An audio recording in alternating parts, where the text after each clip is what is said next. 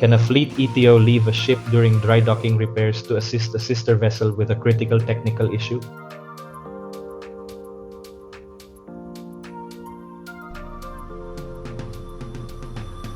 Today's episode is a mix of travel and troubleshooting.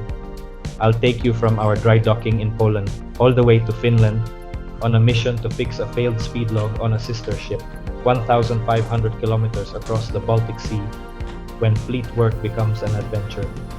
Let's probe right into it.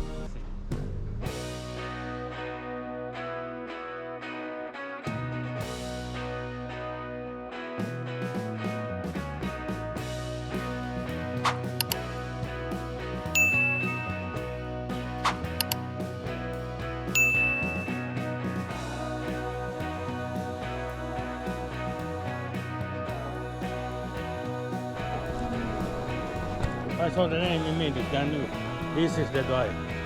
Again.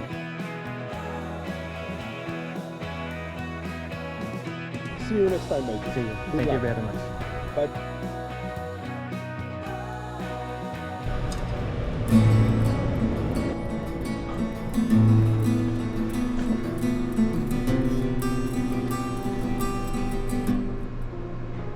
We're deep into the day's maintenance schedule when this arrives. An urgent message from the chief engineer of our sister vessel. Ito lang.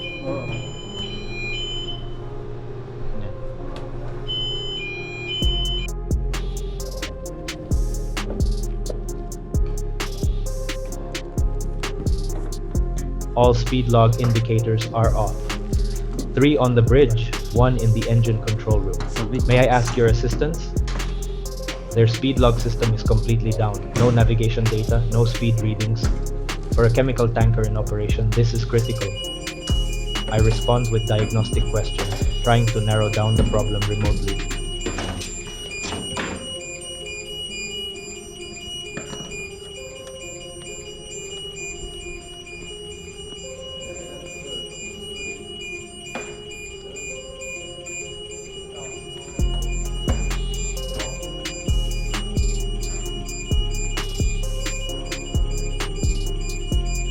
Where's the failure?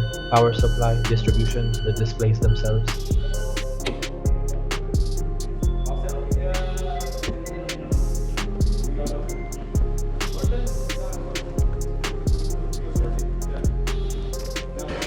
The speed log system works like this. An electromagnetic sensor measures the ship's speed through water, sending data to a distribution unit, which then powers multiple displays throughout the vessel.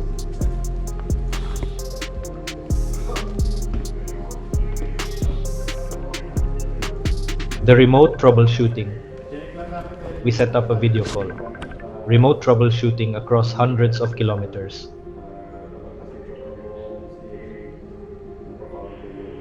Hello, sir. Wala siyang reading. Walang 24 volts, sir. Wala. Maski yung indicator ng light, tsaka yung dun sa may yung isang box na may ilaw. Walang power dun. Oo. Kasi wala namang 24 volts. Oo. Zero siya eh. Oo. Makikita nyo na agad kung may problema dahil yung green na LED dapat iilaw. Wala siya. Oo, wala. Oo, yun talaga. Oo. Tinatanggal ko na yung dito, sir. Inside that distribution unit is a controller board, the heart of the system. Dito siya. It converts incoming AC 220 volts to DC 24 volts for the instrumentation. Dito na papadala. First check, input voltage to the distribution unit, 220 volts, percent and stable output voltage to the displays, nothing, 0. Okay, sir. Probe gnosis confirmed. Now the question becomes, what's the Nakadikit solution? na kayo, sir? The ship I'm on, her sister vessel, same design, same equipment, same controller board. Okay. And right now, Alaw she's lang in dry sundo sa dock. akin dito. Her speed log, Taxi. not critical while she's stationary. Tapos naman, mga alam ko lang yan. Natingnan ko. Okay, sir. Sige lang tayo. Thank you, sir.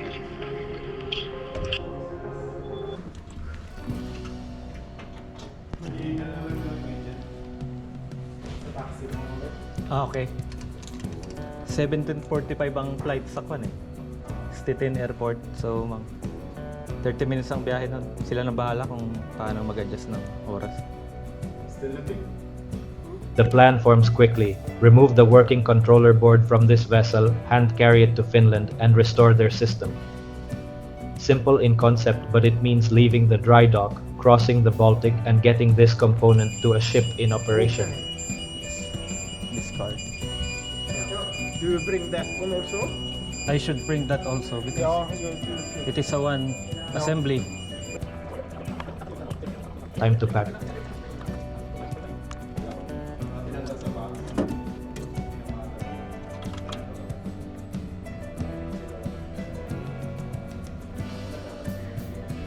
With the controller dismantled, I'm ready for the journey.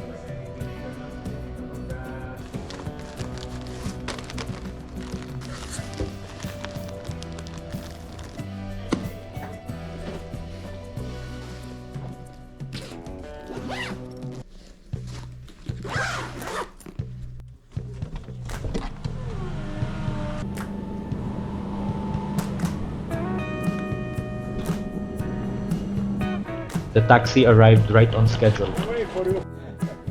Okay. A rainy afternoon ride to the airport. See you next time, mate. See you. Good Thank you luck. very much. Bye bye. First leg, Szczecin to Warsaw. Then Warsaw to Helsinki.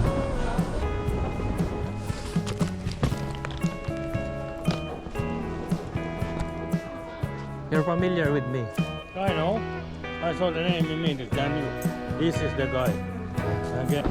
And finally, Helsinki to Porvoo by taxi. But the ship was still at anchorage waiting to berth for cargo operations. So I waited.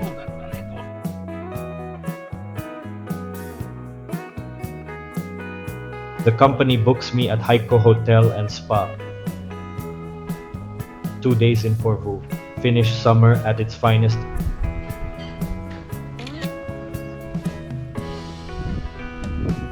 Breakfast at the historic Heiko Manor. Stunning views across the grounds, and food worth the wait. This is the part of fleet work people don't always see. The in-between moments, carrying the solution ready to solve the problem, but waiting for the ship's schedule. A strange balance between mission and cause.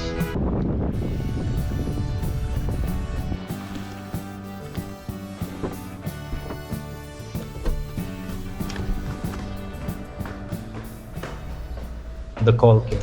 The ship had finally berthed. Time to work. I boarded the vessel, went straight to the bridge, and got to it.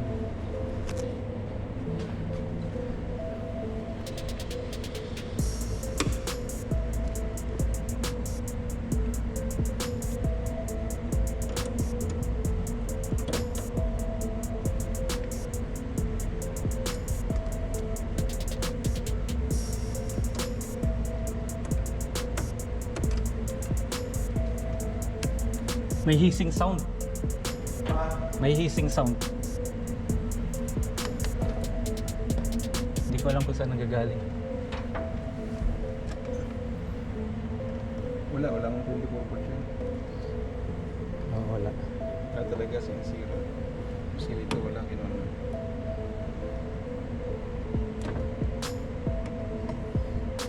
Wala. Wala. Maski dyan. Wala. Tsaka walang indicator. Tsaka yung pan. Off ko na, sir. Wala talaga. Check ko lang. Kung wala na. Ayun, wala na.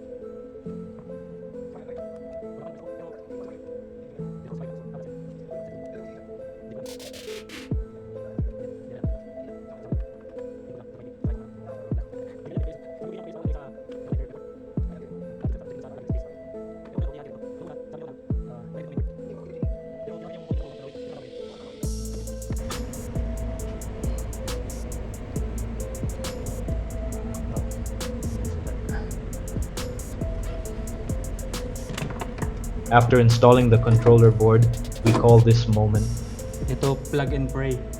Plug and play.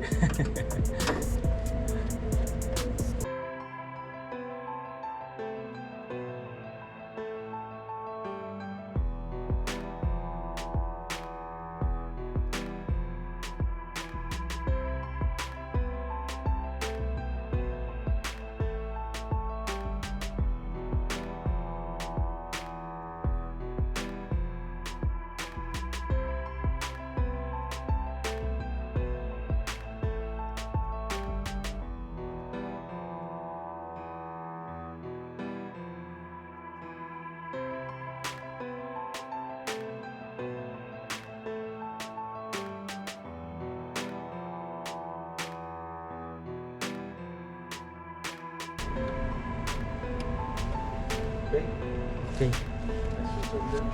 Switch on.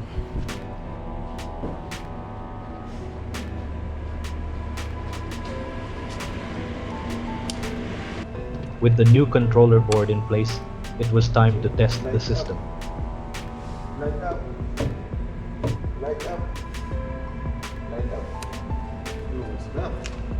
It's big. Oh yeah, it's still not yet there, huh? Maybe switch it on.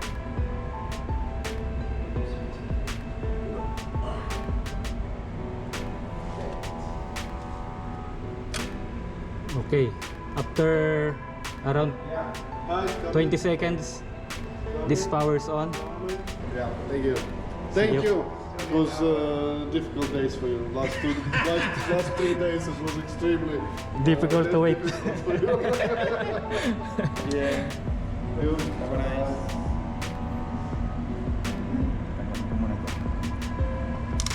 Confuse kasi dyan sa loob. Confuse na to. Yan. Okay. Yun. Okay na. Oh, initializing. And just like that, all speed log displays came back online and worked perfectly. Mission accomplished. Tingnan lang yan.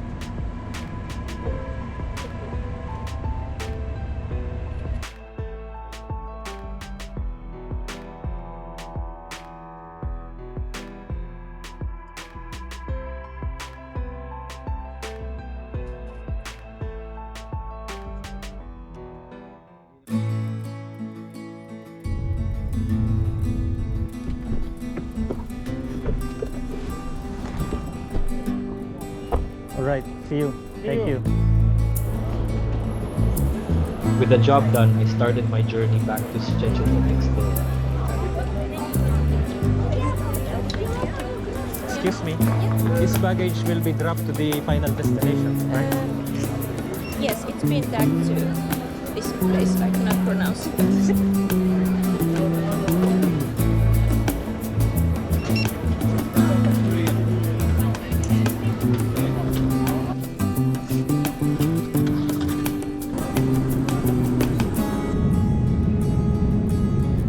The trip was smooth, and by evening, I was back on our dry dock ship, ready to continue the work I had left behind. Thanks for watching and keep on probing.